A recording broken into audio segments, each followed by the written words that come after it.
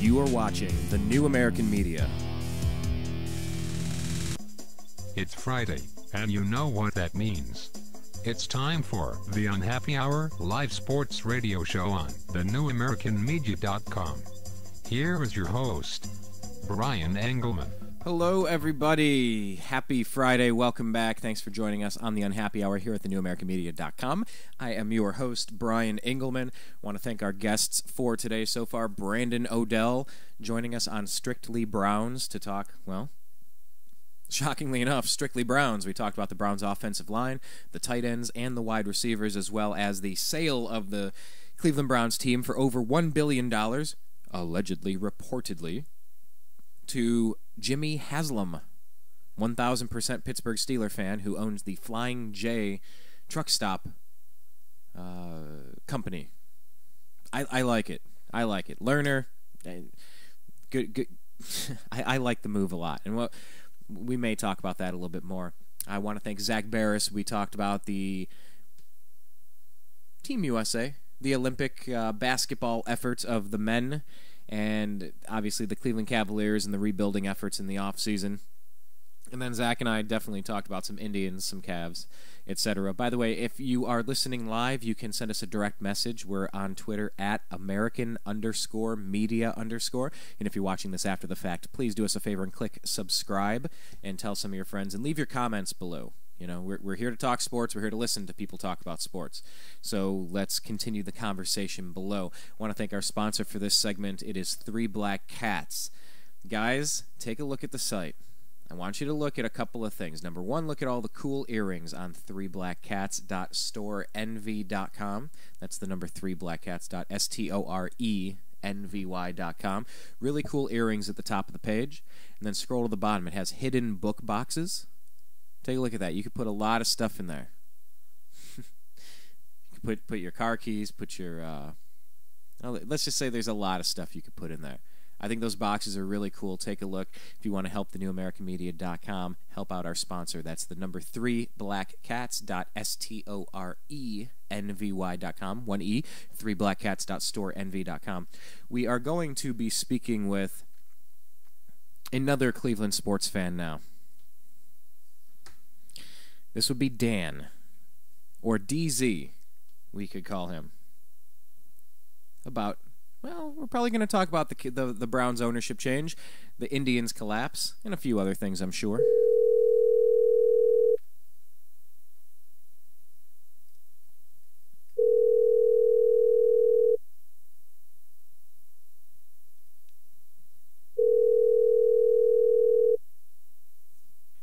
Dan speaking. Hello, Dan. It's Brian with the New American Media and the Unhappy Hour, the only Cleveland-centric, Los Angeles-based sports show that we're currently aware of. And you are live on the air, sir. How are you doing today? Oh, yeah, I'm doing great. How are you? I'm living the dream. I haven't talked to you in a while. This is DZ. He's the founder and program director of the Cleveland Sports Fan Radio and CSF Radio. And what they do over there is they're trying to give the fans of Cleveland sports teams a voice in the condition and their management of their teams. Dan, you've talked with us before, but it's been quite some time. I don't remember how long it's been. Do you? It's been about a year. Man, well, it's good to talk. talk. It's been about a year, yeah. When last time I talked to you, we were changing the old forum site over to the radio site, and that was about a year ago. Tell us that. It's good to be back on in L.A. I wish we get some of the weather, but hey, I mean, we come on over there, right? Now, are you guys all dried out? Is it still like the drought of the breadbasket as we keep hearing about, or are you guys actually getting some more rain now? Yeah, I tell you what, man, it's like a desert out here. I mean, if I didn't know better with the heat and the lack of rain, I think I moved to Arizona just with none of the benefits of like the hot women, you know. I have spent some time in Arizona. I do know a little bit of what you're talking about. Arizona State is a nice place to visit. Yeah, that's what I've heard.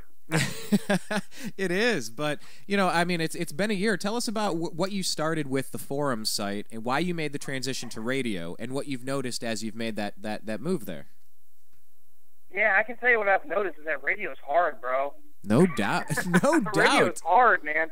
It looks easy. You listen to the guys, and they get on the air, and they do a little jibber-jabber, and you're like, oh, man, this is like nothing. And then you, start to run a radio station, and you realize, man, these guys work for a living. This is tough. I can tell you how it kind of grew. We had a pretty good Cleveland sports fan forum site going, and we wanted to expand it into doing some live, entertainment, some podcasts and whatnot. And after you buy all the equipment to do all that, you might as well just broadcast. So that's just kind of what we did.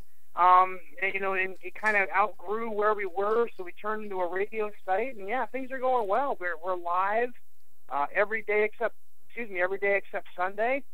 We've got live programming, and then we obviously replay our shows during the week, and then some podcast partners, and it's really growing into something pretty special. It's all about giving fans a voice, because these poor tortured fans, myself included, dang it, man, we're just tired of having our hearts stepped on and not having a place to vent. So that's what we're trying to give people. Man, you know what? You're so right on that it's just a place to vent. Give out your website and how they can get your podcast real quick before we get into things. Yeah, the website is csfradio.com, Cleveland Sports Fan Radio. Again, we have live programming every weekday at 7 o'clock, weekends at 10 a.m. Monday we also have a 3 p.m. show, and those are live. And then, but if you go to the site at any point, you can hear the shows that have been going on. The last 3 shows in rotation, mixed in with some local podcasts that are kind enough to let us retransmit. So, hey, just a great, it's not formal like an ESPN Cleveland or, a CBS affiliate, The Fan. It's more kind of laid back. We give people a chance to be on air and play a radio, sports talk DJ guy. And it's going over pretty well. I love how you phrased it, Dan, because we've just celebrated. You said you've been doing this for about how long? The transition was what, a year? You've been on here about a year ago. Yeah, about a year. Yeah, and we've been on for I think 15, maybe 16 months now. And I do 1 day of programming a week, and we have the Unhappy Hour from 3:30 to 4:30 Pacific, and then we have Agree to Disagree from 4:30 to 5:30 Pacific. And we will extend our shows longer than an hour. We will blend sports and politics, spirituality and politics, finance and sports. We try to kind of, if you're sitting at a bar with some of your buddies, you're going to bounce from topic to topic. You don't just have to be locked into one thing. You just want to basically agree to disagree. You want to just keep it mostly civil while we bring it back as the centerpiece that we love Cleveland sports. And I'll tell you what, radio is hard to do it right. You need a team of people, and if you're starting this business on your own, as I did back 15, 16 months ago, it is a lot of work trying to be your own webmaster, your producer, your engineer, your post-production person, all of that. It is intense. People have no idea, and I didn't. Look, I didn't either. I've been a talk radio fan my entire life. I grew up on Tom Snyder, and I've been at talk radio my entire life. Ron Barr, Sports the Byline, and so I felt even just going in, even uneducated, like, oh, I got this, man. Really, how hard can this be? I got this. And you find out very quickly. This is, like you said, it's just a time sucker. You're just spending hours and hours and hours on stuff that's not very fun. The 2 hours you get to talk and playing around with the website, that's fun. But outside of that, man, the other 90% of radio, wow. Let me tell you, Dan. I told people, because where you live in. I grew up outside of Cleveland, and I went to school at Bowling Green. I stayed in BG for about 8 years. I live down by Canton. Oh, okay. I got a studio's actually in downtown Cleveland. So. Okay, I got a buddy living in Canton, right over there. He bought a house over by the Rock Hall, the Pro Football Hall of Fame. The Pro Football Hall of Fame. But I've told people, because in Bowling Green I was in a band. I was in a rock band, and that's what moved us to Los Angeles about 6-7 years ago. And I used to tell people all the time, the fun part is when we're on stage. There's nothing to it. That's just going through the motions. You finally get to have fun. It's 95% nonsense, arguing, squabbles, not enough money, not enough time. People aren't working as hard as they need to. You're doing the job for 3 people. You got personal conflicts left and right. And then you got to get up there on stage and be like, hey, guys, let's have fun. And you do have fun, but at some point, it's just sometimes not worth the effort when people aren't on the same page. How does your radio station work? You guys Is it a little bit like Blog Talk Radio where they have like little networks? Because I do on Mondays, I do more. This is not sports related. It's with a show called Eccentric Perspective. It's kind of like our Agree to Disagree show. More politics, finance, economics, that type of stuff. And we go over there. Is that kind of how you do it over on your side? You have different DJs that come in and take time slots and then broadcast through your network? Yeah, basically that's exactly what we do. We use a player called Mixler, which for those of you out there that are interested in doing some kind of internet radio, is about the best streaming tool you can possibly have. So we use Mixler, and yeah, we have, every show has a different host. They come in, they do their show. They're in charge of kind of building up their little community, and obviously the ones that love radio and want to make it a career in the future do a better job of that than others and have more popular shows. But basically, yeah, they come in, they do their 2-hour talk show, and they kind of take it from there on self-promotion or whatever. And obviously we produce it. We provide a producer. We obviously host the website. Retain rights to the programming. But the best use for it that I can think of is we've got broadcasting schools here locally that people pay $10,000 to go attend for 6 months. We're giving people the opportunity to work in a real functioning radio station, for nothing.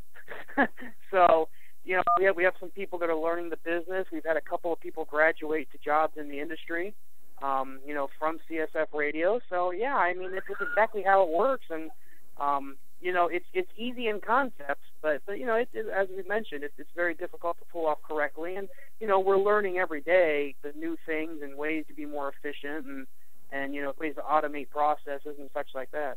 Well, our website is called thenewamericanmedia.com because anyone that has an opinion and wants to get out there, you reach a point where you grow up into an adult. You get out of the high school, the post-college phase where it's all selfish and you know everything. You finally realize that things are a little more complicated.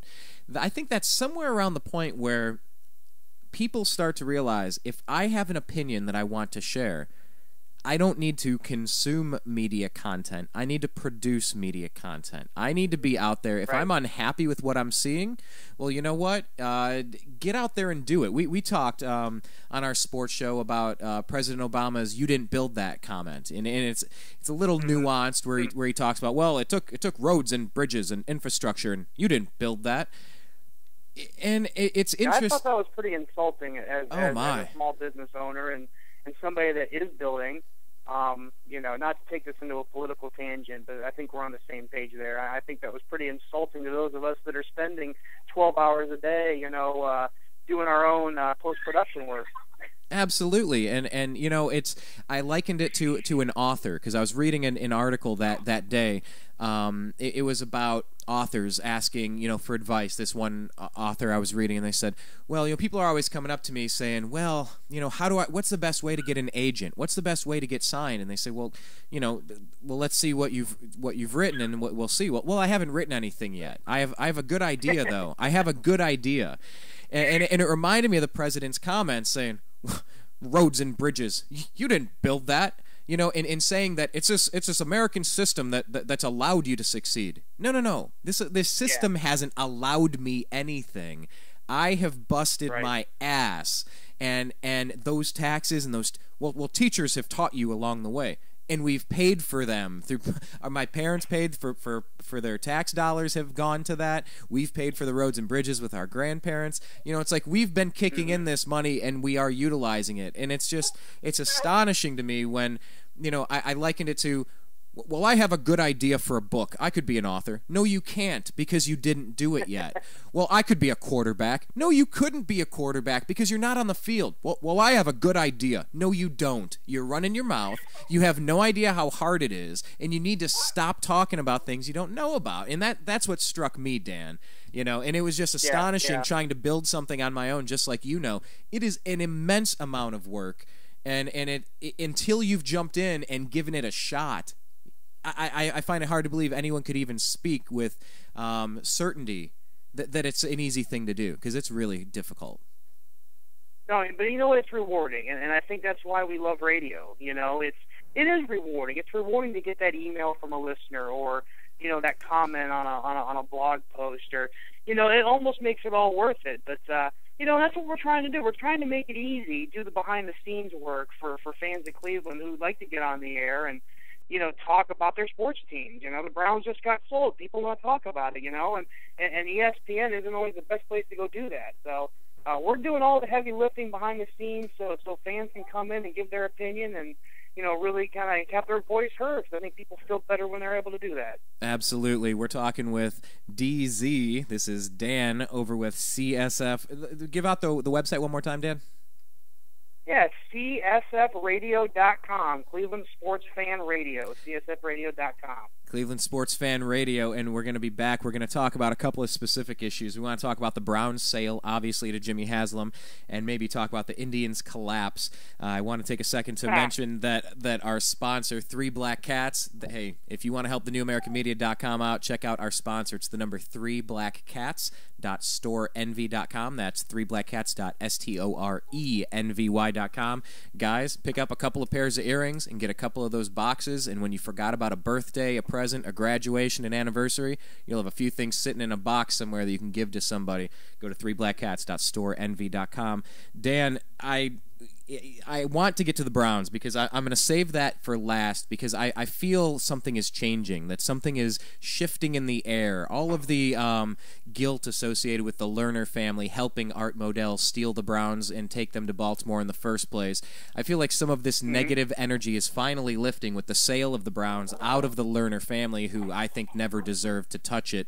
But I think that's good news. I want to push that to our second spot. I want to start with the Cleveland Indians. This is kind of bad news. They were fighting pretty strong, about 500 for most of the season, led the division for a lot of the year, and I'll tell you what, it has been a horrible past 2 weeks. What are you noticing? Living around there? The two worst teams in the Central Division. I mean, that qualifies a pretty bad week. Oh yeah. Here's the thing about that. I'm torn on my opinion because I understand that they don't have a lot of assets. I understand they traded away their two best tradable assets last year for Ubaldo, who hasn't worked out. So I'm a little bit sympathetic. I'm sure Chris Antonetti was on the phone. I'm sure they were trying to make something happen. So my anger in this in the Indians' collapse does not rest with Antonetti. It rests with Larry Dolan. Yes. Because the Indians could have done things in the off season where they wouldn't have this problem right now, and that's on the owner. He didn't cut the checks. He didn't pay the players, so they're forcing Mark Shapiro and Chris Antonetti at the last minute to go find a diamond in the rough. They're not always out there, and even if they are, you can't always get them. So for the fans to flame Antonetti and Shapiro, I don't think is right. I'm sure those guys work their butt off to try to make something happen. If your owner isn't supporting you in the off season, what are you going to do? Okay, here's what we're going to do. That's what's happened, and it's finally caught up with us. How about what we do is now we got 2 gone, 1 to go. I think it's time because, wherever you stand on the Cavs, you know that Dan Gilbert is willing to spend the money. He's going to invest back into the area, whether it's the casino, whether it's Quicken Loans Arena, he's going to spend money and invest on the area, and you can tell he is winding up. He's gutted his payroll, and if you look at the salary cap numbers, he is ready to pounce as soon as the right thing comes along. The Cavs are going to be instantly competitive again soon. So I think the city of Cleveland, what do? I think it's time to put public pressure on the Dolans to sell the Indians away because they were successful under the Jacobs family. They've been horrible now. They've known for 2 years they have nobody on offense. Don't tell me Travis Hafner and Sizemore are their only answer 2 years in a row and they're not going to do anything about it. I think public pressure needs to get put on them to sell the franchise. Well, let me tell you, here in Cleveland, there's plenty of public pressure right now. I mean, Larry Dolan pretty much couldn't walk the streets of Cleveland. The fans are in an uproar to get this team sold to somebody who, whether Larry has the money and is choosing not to spend it, whether they pay too much for the team, nobody really knows because all they ever talk about is their financial situation and the economics of baseball. We don't care about the economics of baseball. Here's what we care about. Winning. The fact that your team 2 years in a row has been poised to make a run and has not had the resources to do it. 2 years in a row. You'd have thought in the off season they'd have done something about it, but they didn't. And If here they we are cared. again in a repeat of last year. Believe me when I tell you, now that the Browns are out of the Lerner family, which we'll talk about in a second, the public ire is squarely on the Dolan family to get rid of the Indians. I mean, obviously everybody in Cleveland wants Dan Gilbert to buy him, but obviously he can't because he owns a casino now. Right. Yeah, we talked about that. We have and we have a friend on our show. He's from Cleveland, but he lives out in Los Angeles as well. His name's Zach Barris. He was on the previous segment, and he brought up the same point that they would never allow the sale because he owns a casino. He could never get into Major League Baseball with the Black Sox and all. But I'm like, well, the NBA, Tim Donaghy, weren't they gambling and point shaving as well? But I digress. The NBA just doesn't seem to care for whatever reason. You can know, the Maloof brothers who own the Kings out there, own the Palms. I believe. Stayed at their hotels. It was fantastic. I loved their hotel. Yeah, it doesn't seem to be an issue in the NBA, which is funny. Both the NFL and Major League Baseball there are rules against that. So I don't think Dan Gilbert really had the money to have two professional sports teams anyway. To be quite honest with you, so that might have been something that sounds good on the surface, but in reality, it might actually have been worse. Okay, so who do we get though? Now, do we call for a boycott to starve the financial supply from them to force them out? Well, it's funny you mention that because that's already kind of happened. That's only because they're a bad team. Yeah. The Indians last in attendance, and let me just tell you this: it's not going to get any better. Because nobody wants to go to the games now. They've been swept by the two worst teams in the Central. They're 7-8 games back. I mean, I didn't look today, but I know it's a lot more than 2 games back. They're 7 or 8 games out. There's no hope. The pitching staff's falling apart. They've got no power. They got no right-handed hitters. It's a disaster. And like we've mentioned before, it falls squarely on the shoulders of ownership and the fans. Believe me, the fans are they're not going. They're every chance they get, they're vocal in their distrust for the front office here, and something's going to happen here. It can't continue. The backlash against the Dolans is too great right now. I really believe in the next 12 months or so we're going to have a new owner of the baseball team. I would be stunned if we did. Really, you're that, because my ear is not to the grindstone. We bring on we talk with 10-time Emmy Award winner John Telich with Fox 8 Cleveland. He comes on our show every few months. We love talking with John. He's one of the best out there. Absolutely. But aside from talking with John, I wouldn't say that our nose is at the grindstone. Like, we're not really picking up anything that we're not finding on Plain Dealer. Do you really think that the pressure is that intense that that we could actually see action, movement, a sale, and a transfer within 12 months? Something has to change, because I have not met one Indians fan in the past 3 months that said anything to the effect of we're going to more games even if they don't make a move. Everybody was willing to support the team if they did something down the stretch here to make the team better. They didn't, and if you listen to talk radio and my radio station and others in the market, the consensus is nobody's going to another game until the Dolans prove that they want to win. Because why would people waste their hard-earned dollars on a team that doesn't want to get better? And that's kind of how everybody looks at it.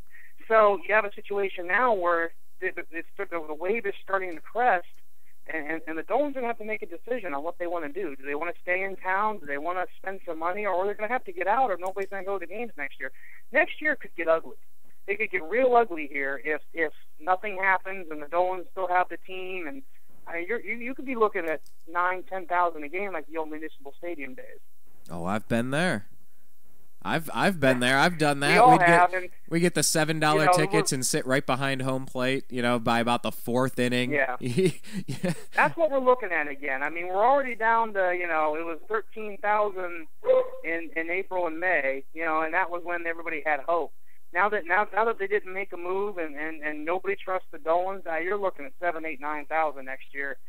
If nothing happens between now and then. Let me now, say if they that, go in the off season and get a big right-handed bat to put in the lineup, then that could change. But as of now, that's what we're looking at. This Indians team, they were also a team that have been known to defeat the Tigers head-to-head, to defeat the White Sox head-to-head. Oh yeah, to they're play great Tigers, yeah. So I mean, being 7-8 games out and getting swept by the two worst teams, the Royals and the Twins. It's about as bad as it can get. Do you think there's still time? Because we have, a month and a half, 2 months left in the season. Do you think in this weak division the Indians might have a chance to get as hot as they were cold and then make a move here. Do you think that there's any life left in them, or are they walking around like they're defeated? The Tigers are a good team, you know. Tigers are a good team. White Sox are decent, and I just don't see anything. I mean, say which one about the Indians, the bedrock of the team is supposed to be pitching, and the pitching has fallen apart. The starting, I mean, Justin Masterson is supposed to be your ace this year. He's horrible. You know, and you know, Fausto Carmona, that whole thing happened. He's Roberto Hernandez getting shelved in the minors right now. You know, Ubaldo Jimenez hasn't been anything that they expected him to be this year. You know, Josh Tomlin's been taken out of the rotation. They just released Derek Lowe. It's been a nightmare. And pitching was supposed to be the strength of the team, and it's other than Pistano and Perez in the back end of the bullpen, we've got nothing. So if we don't even have the strength of our team on all cylinders, which is the pitching, we definitely don't have enough offense to do it. So unless there's some kind of miracle and these 5 starters, you know, figure out how to get the ball over the plate effectively and get people out, no, I mean, I wouldn't be surprised if we finished, you know, 15 to 20 games out at this point. We're talking with Dan Zaleski of CSFradio.com. Dan, this is the second year that this has happened, where the Indians have been strong out of the gate. They've been leading their division, and then they've collapsed. Where does the fault lie in this? Is it just over excelling and then plummeting back to earth where they're supposed to be in orbit? Is this coaching? Is this the players? Is it fatigue? Why is this 2 years in a row we've had almost the same exact story now? Well, anytime you have a situation like this, you can point a lot of fingers, but you know, as I mentioned before, I place the blame on ownership, because ownership had a chance to get Josh Willingham in the offseason and failed to do it. Ownership hasn't had a chance to sign we've needed a right-handed bat for 2 years.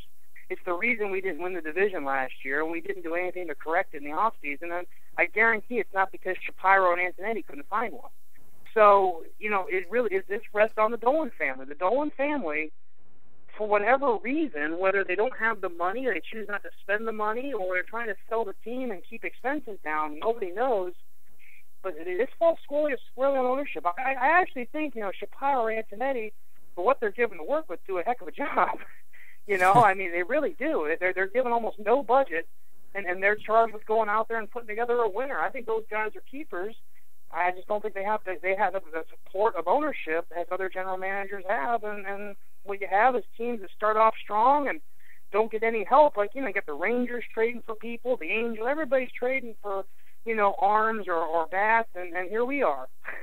You know, yeah, and you know, there's a point where it's like, if you want to get bad, get really bad and rebuild. If you want to compete, get strong and make your moves to compete. But this sitting around doing nothing, I don't think that works. I mean, at least with the Cleveland Cavaliers, you can say, look, took away the 2-time MVP. No, he didn't bring a championship. Yes, he guaranteed and promised one and said that's his main goal. He's got a goal, and it's a big one, and he's not going to quit until he gets it, and he lied. Okay, fine. But at least you understand you got to hit your rock bottom, clear out all the old salary cap, and then reload, and then pull the spring back and get ready to launch. The Indians are just sitting in – it's like they're sitting on baseball purgatory. They're the Atlanta Hawks or the Houston Rockets of baseball right now. You know, sitting at the bubble of playoffs versus outside. But they're laying on a raft in the middle of the pool. They're not making any moves one way or another. It's really frustrating that they didn't address the offense like the Browns did. Well, and then they spent $5 million on Grady Sizemore, who everybody knew wasn't going to play an inning this year. So, you know, nobody quite understands that one. They could have had Josh Willingham for $5 million. Instead, they signed Grady Sizemore. And, you know, just things like that. And now they're talking about bringing Travis Hafner back. Sorry about that. Travis Hafner back next year. Like, that's some kind of, you know, great thing. So Travis Hafner hasn't had power in 3 years. So we don't really know exactly what's going on over there. You know, I like to believe that the front office knows what they're doing. I like to think that ownership is the reason for this, and you know, but it's kind of a mess here as far as our baseball team goes. they're almost winning in the first half of the year despite themselves, to be honest with you. Yeah, you start to get that feeling. We're talking with Dan Zaleski of CSFRadio.com. That stands for Cleveland Sports Fan Radio. Go ahead and take a look at that. What I want to do, Dan, is I want to kind of plant our foot, make a hard pivot. I want to talk about the Browns for a minute here, and then we'll let you get going on the rest of your day. I want to remind our listeners that if, by the way, give out your Twitter. Where do they find you on Twitter again? Yeah, my personal Twitter is at CSFRadioDZ. And obviously the station also has a Twitter that's at CSF Radio. So make sure you follow them, and if you're listening live, go ahead and follow us. We're at American_media_. If you're watching after the fact on YouTube, please click subscribe and tell a friend and leave a comment below. And also, if you want to support the New American Media, you can go check out the website of our sponsor. It's the number 3 blackcats.storenvy.com. That's STORENVY.com. Organic, herbal, homemade body products, really cool belly dance attire, awesome earrings, really cool hidden book boxes. Look at those, guys. Get one of those boxes and buy a few pairs of earrings. Put the earrings in the box, put it in the closet, and forget about it. And when you have an anniversary, when you got a graduation present, a birthday present, something for Christmas, you got a box full of cool things that you can give out. Go to 3blackcats.storenvy.com. Dan, the Cleveland Browns. The Cleveland Browns might be moving in the right direction. Am I getting a little too excited drinking the Kool-Aid, or are you feeling it too? Well, I'm feeling it. We all might be drinking the Kool-Aid. This might be Jonestown. The time's all said and done. Everybody's drinking the Kool-Aid. I think you hit on something that I actually hadn't even thought about in your intro, talking about the blood on the hands of the Lerner family. Oh yeah. Nobody really talks about that. But you're right. Since the team came back, something has been off, and I think we all know it and just didn't want to talk about it. Something hasn't felt right with the Browns. Now, you could say it's because they've lost since, the dawn. But, the Browns have had horrible stretches before. This isn't anything new. And the fact something just never quite sat well with the fan base and this team. And I tell you, it's like somebody came in. It's like Dan Gilbert bought the Browns. Is how Cleveland is reacting. And if you're not from Cleveland or you don't know much about the market, well, I don't know why you listen to the show, but Dan Gilbert could basically run for mayor of Cleveland and get 99% of the vote at this point. He's the most popular figure in Cleveland, and right now, Jimmy Haslam is being treated like he's Dan Gilbert. Yeah. Like, this is the best thing to happen to the Browns and the media. I mean, you got beat reporters that are giggling and acting like schoolgirls around them, and it's really a sight to see. All the cynical old media guys are, this is fantastic, and it's really amazing. The entire community in the span of 48 hours has gotten behind this guy. Like, he's going to take us to the Super Bowl next year.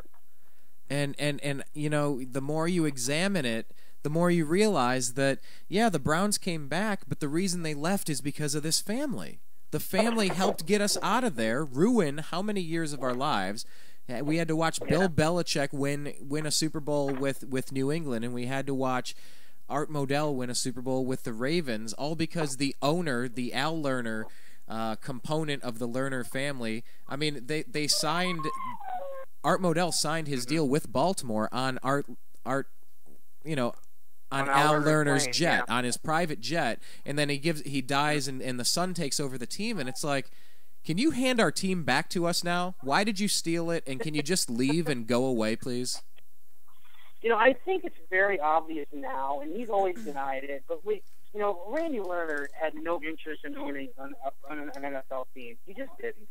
I'm a firm believer in organizations that are as successful as the top of their organization is. So meaning that, the CEO, the director of sales or whatever, is the most important guy in the organization because he sets the tone. And it's obvious that Randy Lerner, although he threw money at problems, was not setting the tone in the Browns organization. And it's now, he's gone, and we have this feeling of, I don't even know how to explain it. It's very obvious he didn't want the team.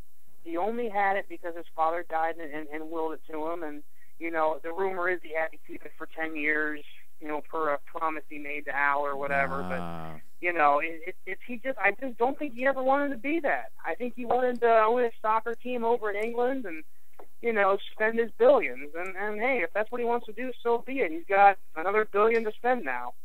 And, right. Yeah, kudos. I think the best, that's not even talking about what's on the field. We've got T-Rich this year. We got Whedon coming in. We got Josh Gordon. I mean, the popular saying around here today is this the new era for Browns football? And it is. I mean, this is the start of almost a rebirth of the franchise.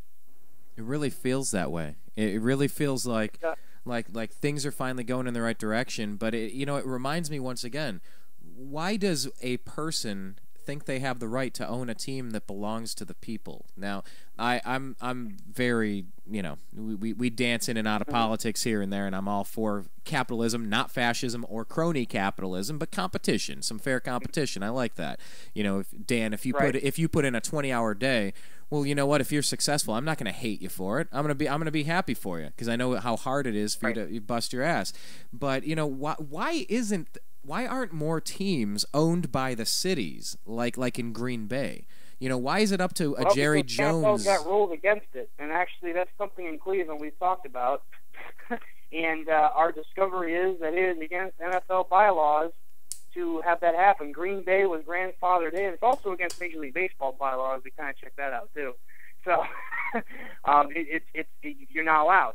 It's against the rules of the sports, and I guess we have to take it up with the commissioner to find out why. But I think we all know why. Is it the same way in basketball? Business, really. Is it the same way in basketball? I'm sorry. Go ahead. Is it the same way in basketball? Was my question. I don't know because we all love Dan Gilbert, so we never checked. We've never checked. No, but that is a good question because especially when the Browns left, I know a lot of my friends adopted the Green Bay Packers when Brett Favre won a Super Bowl with the Packers. It was, hey, you know what? They're playing good ball. Brett Favre's pretty fun to watch, and the city owns the team. They cannot be moved. They are the shareholders of their team, their corporation. I love that. I really like that. Yeah, it's awesome. You're right. It's awesome, and unfortunately, it can never happen.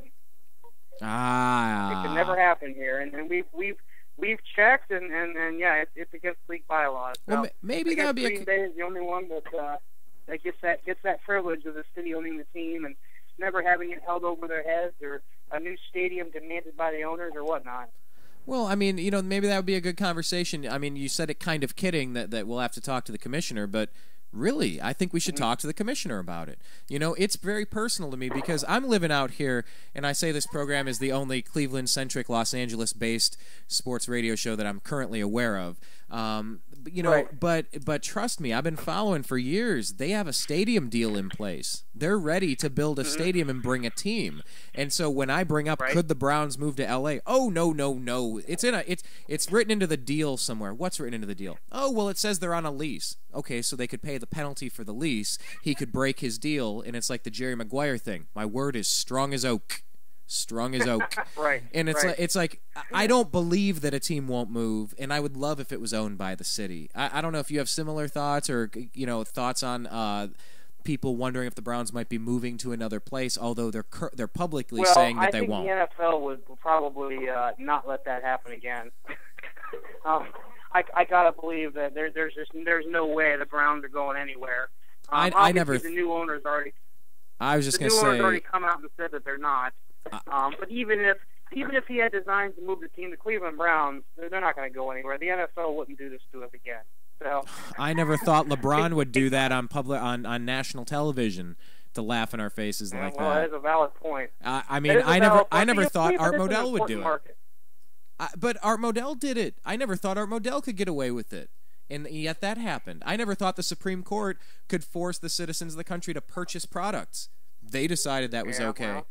Well, it's like all valid points, but I guess I would appeal to the NFL's sense of fairness in that Cleveland already had their team yanked, and all they've done is sell out for a crappy team for the last 12 years. So, to yank the Browns again would look really bad on them. It would look really bad. It looked bad on the entire league if they allowed that to happen a second time. And then that's not even a fear. The new owners already come out and said there's actually zero chance he would ever move the Cleveland Browns, as if it needed to be said. So.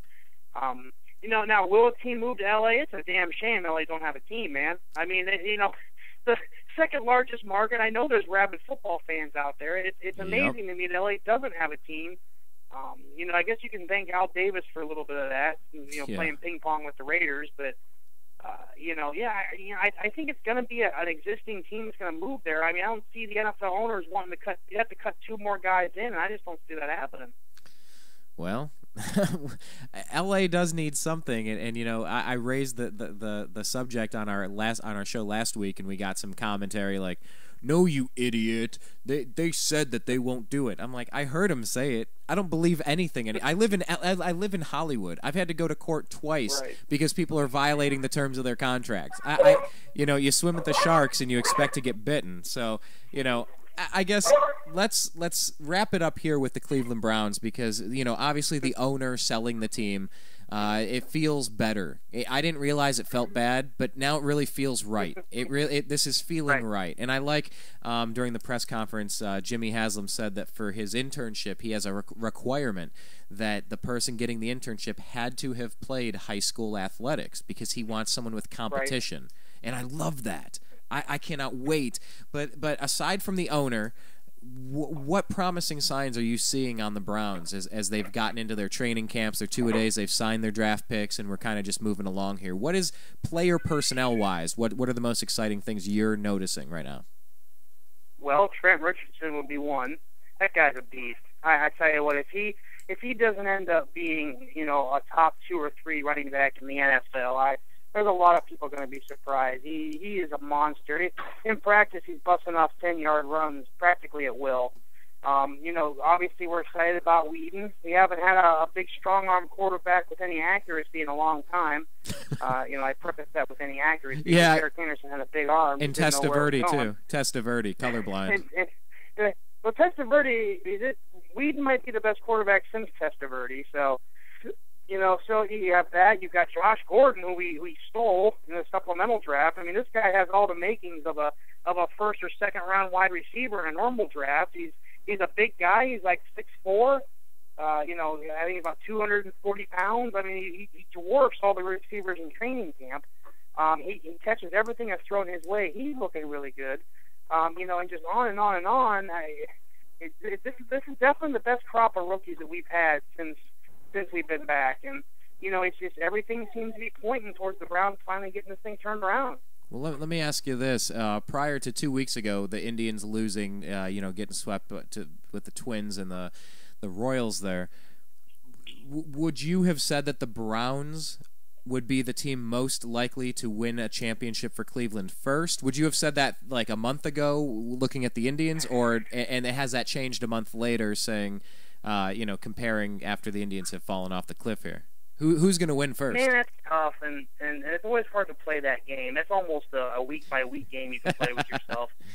True. Right now, the Indians look like a World Series is so far away. It looks like they're playing a different sport. So, however, I make no illusions about the Browns winning 12 games this year either. I mean, these are a lot of rookies. They're going to have to learn to play as a cohesive unit. I'm expecting a better record this year, but it's a very tough schedule. I mean, if the Browns come out of this year 6-10, I think they've really made progress because they played the NFC East. They play, really they don't have an easy game on the schedule this year. They're playing all big time quarterbacks. They're playing, the number ones in other divisions. I mean, they just got hosed on the schedule. So 6-10 this year, and I would say they're on their way to making a Super Bowl in the next 5 years, I would hope. But there's a lot that has to happen between now and then. And the Indians, until they sell the team, it's almost like they're dead to me at this point. I mean, getting emotionally wrapped up in a team that doesn't care to improve itself, I'm kind of done with that at this point. So, and then there's the Cavs.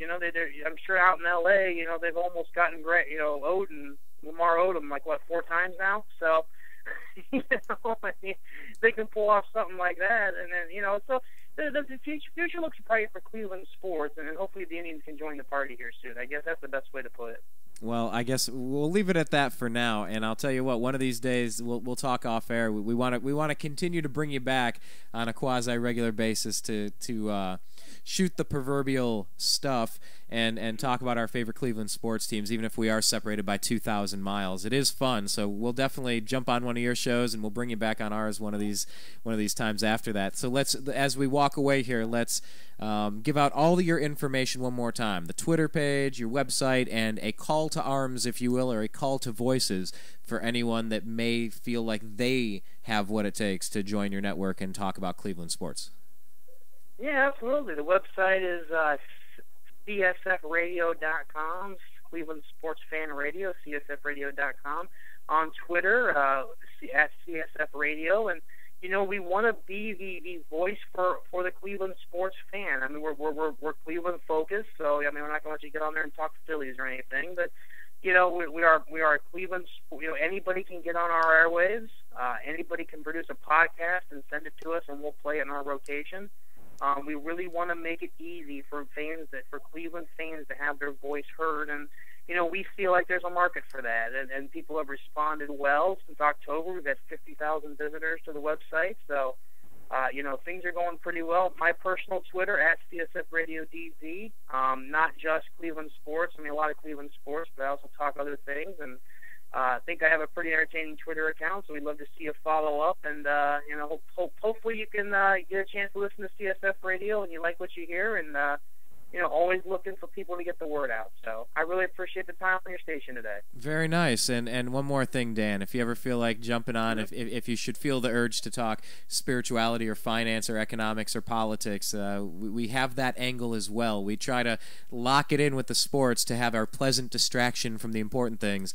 But, Right. on a weekly basis, I got to talk about some of the other stuff on our mind. And, I don't need anyone to drink my Kool-Aid, and I don't need to be convinced by anyone else. But I do look for good conversations, and quite often in a bar scenario or with your buddies or roommates, it starts talking about sports, and then it graduates to the adult table at Thanksgiving. So if you ever want to join us over there, I would love to come on and talk election with you at some point in the next month or two, because I got some pretty strong feelings about the guy that's in office, so I think we could have a pretty good conversation on that one. Well, we have a question. This is our question of the day. This is, has the president earned a second term? This is going to be our question of the day for Agree to Disagree. He hasn't even earned he hasn't earned the right to finish the first one he's got. Well, he didn't build that either. He didn't do that. Oh, yeah, he didn't build that. Yeah, he didn't build that. Nobody builds nothing in America. It's all done by, I guess, handouts, I guess, is what they want.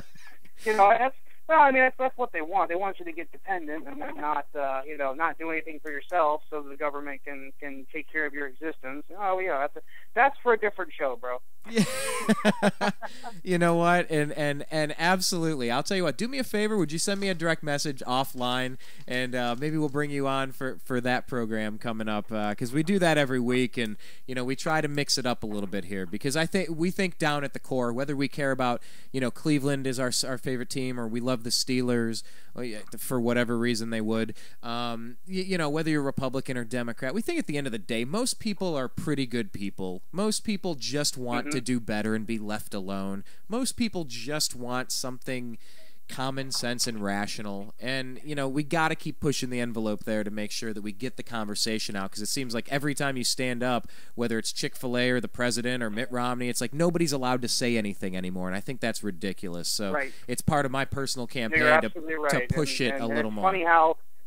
It's just funny how everybody gets condemned when they have an opinion, but they want their voice to be heard, and political discourse in this country just isn't what it used to be. But yeah, I would love to come on the political side of this, and we can talk about the upcoming election anytime you're ready for me. All right. Well, I'll tell you what, as early as next week, maybe we could chat then. This is Dan Zaleski. Go check him out, csfradio.com. That is Cleveland Sports Fan Radio. Dan, appreciate your time today. Yeah, we've talked with Dan a little bit, and it's been a while. We haven't really spoken with him. I think he said it's been about a year. And that's the point. Right now, it's time to connect. It's time to connect as sports fans. It's time to connect. Make your personal choice, your personal spiritual journey. Make that connection. Whatever that's going to be, make the connection and figure out what you're made of spiritually. That's important. Connect with people and talk politics, talk economics. And try not to yell at the person. and try not to hate the other person. Just try to listen before you talk. Radio, everyone says it's a job of running your mouth. Well, it's also a job about listening. I do find it interesting because I tend to really go after other broadcasters, whether it's John Telich with Fox 8 Cleveland or John B. Wells with Coast to Coast AM. Dan Zaleski runs a radio show with Cleveland Sports. Blake Wally with FreedomizerRadio.com. I don't know why, but I go after the people that are also out there talking. Maybe because I expect they're gathering a lot of good information and can sift through some of the nonsense. Maybe that's the case. I don't know. What I do know is this. What I do know is I'm excited for the Browns. I do know that I'm excited that the Lerner family no longer will be touching the Cleveland Browns franchise, being that the father played a key role in getting them to leave Cleveland in the first place. I'll tell you what else I know. I also know that I want to thank Dan Zaleski. And I want to thank Zach Barris. And I want to thank Brandon Odell for joining us on the Unhappy Hour. And I do know that I would appreciate it if you checked out our sponsor. It's the number 3 blackcats.storeenvy.com. That's STORENVY.com. Organic herbal products, lotions, lip balms, etc. Really cool earrings. Guys, get some of those and give them to people you like. They make good gifts. And then hidden book boxes. Take a look at the hidden book boxes. You can put anything in there. Your keys, your change, a gun, your remote. You put a lot of stuff in there. It's really cool. Check it out. The number 3 blackcats.storeenvy.com. And I'll tell you what we're going to do. We're going to make a hard pivot. We're going to plant our foot, and we're going to go off in a different direction. We're going to talk. Really, I think today's show, for Agree to Disagree, it's going to be a question. We're going to keep it pretty simple, and we're going to want your comments below. Has the president earned a second term? Did President Barack Obama earn a 4-year job extension? We're going to talk about that on the other side when we get back. If you're not following us on Twitter, we're at American_media_. Please go there. Please follow us. That's the smart thing to do. If you're watching us after the fact on Twitter, on YouTube rather, please click subscribe. YouTube.com/The New American Media. And like us on Facebook because we like it when you do that. We'll be right back after these brief words. Has President Barack Obama earned a 4-year job extension? Our question of the day on Agree to Disagree. You were listening to The Unhappy Hour Sports Radio Show on the NewAmericanMedia.com. You are listening to the Agree to Disagree program on the NewAmericanMedia.com.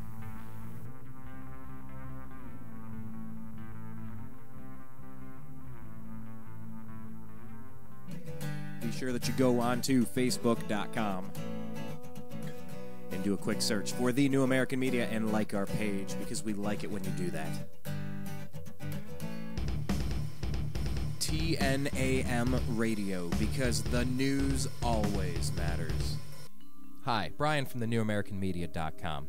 Last year I had this idea. I wanted to start a website of my own, not just something, a presence on Twitter, a presence on Facebook, and have a thing. I wanted a website. I wanted a home base for all of the ideas and things I'm interested in. I wanted live radio. I wanted to communicate with the globe. I was tired of being spoon-fed dogma by corporate interest and just, here, believe this, believe this. I said, no, I think there's something underneath the surface, but I didn't know how to do it. So I contacted Ted Distel of DistelDesign.com. Ted walked us through the process of, okay, you want videos, you want to do quotes of the day, you want to have a spiritual section, you want to have a 1984 watch where government's intruding and private corporations are intruding into your privacy. Yeah, those are the things that I was interested in. Ted walked me through the process. We built thenewamericanmedia.com, and I encourage you to go online and take a look at our site. That's what he's capable of.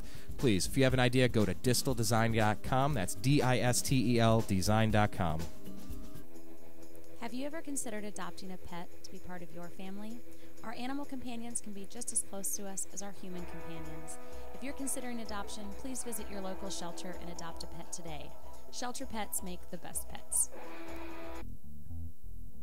Follow thenewamericanmedia.com on Twitter at American_. media_.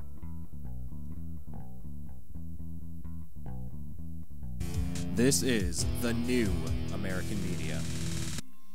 Hi, it's Brian from thenewamericanmedia.com. I'm a sports fan. I was raised in Cleveland, spent 25 years in Ohio. I watched the drive, the fumble, the shot too. I watched Art Modell steal the Cleveland Browns and win a Super Bowl over in Baltimore. I watched a horrible coach named Bill Belichick go on to the Patriots and win Super Bowls over there. Hooray. I am a bitter sports fan. Let's not even talk about what happened with he who shall not be named, who went to South Beach to take his talents there. Excuse me, I almost threw up in my mouth a little bit there. I am a sports fan who cares to talk about the things that matter to me. That is the Indians, the Cavs, the Browns, and the Buckeyes. But of course, I pay attention to national sports, and we discuss that on our show as well. That's why we have The Unhappy Hour every single Friday at 3:30 p.m. Pacific. Sit down, have a drink. It's the end of a long work week, and we can all get together and talk about the unhappy times that we've had as sports fans. We've all had them. We've had ups and downs, but as Cleveland fans, we only have downs. Join us. If you're tired of the other stuff, take a look at thenewamericanmedia.com. If you want a sports program that's going to both talk about national stories and care about the Indians, Cavs, Browns, and Buckeyes, come over to thenewamericanmedia.com and bring a couple of your friends. You are watching The New American Media.